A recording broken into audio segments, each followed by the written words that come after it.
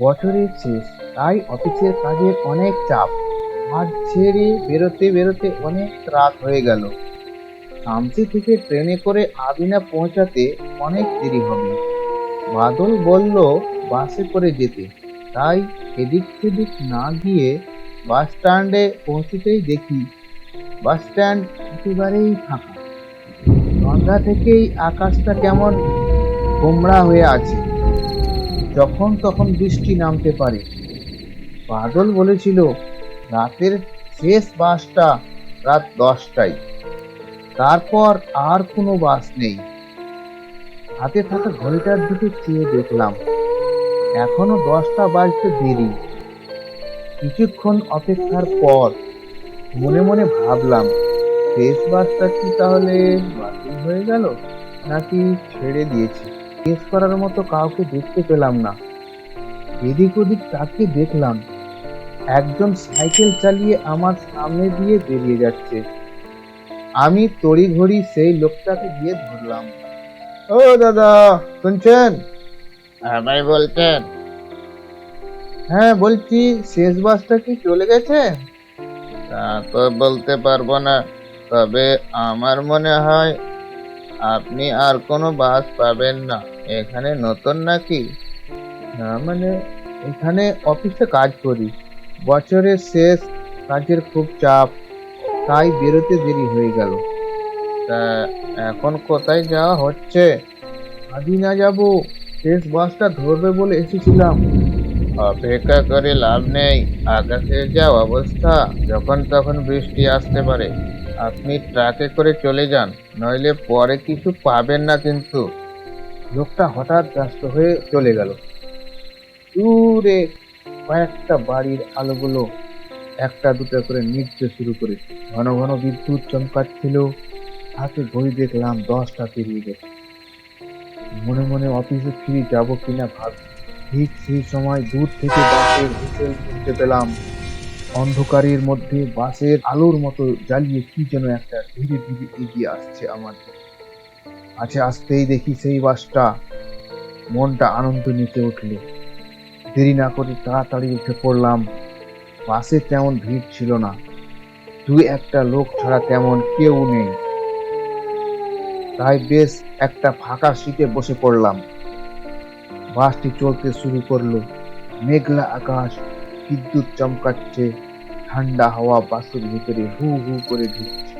পলকে চোখ দিতে দিকে পাশের সিটের লোকজনের চাপা ফিসফাস শব্দে ঘুমটা ভেঙে গেল। তাকিয়ে দেখি বাস এখন অতটা খালি নয়, বেশ কিছু লোক উঠেছে তাতে।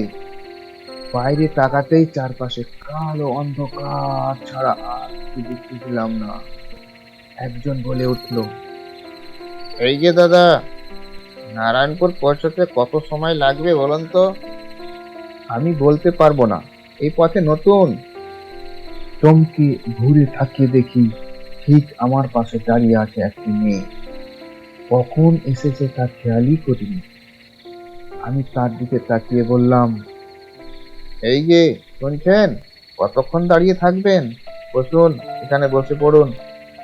মেয়েটি প্রথমে দ্বিধাবোধ করার পরে আমার পাশে বসে বলল, অনেক ধন্যবাদ আপনাকে। বাসে এত ভিড় হবে ভাবতেই পারিনি। ধন্যবাদ দেওয়ার কি আছে, এটাই তো মানুষের কর্তব্য। আরে যা, আপনার নামটাই তো জানা হলো না। আমার নাম সুনিতা, শামসিতেই মেন ব্রাঞ্চ, তাই আসতে হয়েছিল আর কি। আমি ভাবতেই পারিনি এত রাত হয়ে যাবে। তিনি তার সাথে কথা বলে যেন প্রাণ জুড়িয়ে যাচ্ছিল আমার। তার সাথে কথা বলতে বলতে এদিক ওদিক তাকিয়ে পাশের পিছন সিটের লোকটিকে দেখে আশ্চর্য হয়ে উঠলাম। দেখলাম কি ফ্যাকাশে চেহারা, চোখগুলি রক্তের মতো লাল হয়ে আছে, যেন কাউকে খুন করে এসেছে। আমি সুনিতাকে বললাম, ওই লোকটিকে দেখো, কেমন যেন ভয়ঙ্কর লাগছে না? কই, না তো, আমি তো কিছু দেখতে পাচ্ছি না। লোকটার মুখ সম্পূর্ণ স্বাভাবিক, কিচ্ছু না। আমার মনে হয় আপনি ক্লান্ত, একটু বিশ্রাম নিন। তার পাশে বসা মানুষটাকে দেখে মনটা আনন্দে নেচে উঠল। আরে দিনেশ না, তুমি এখানে? কতদিন পর! কি খবর বলো, কেমন আছো? এই আছি ভালো, চলেই যাচ্ছে।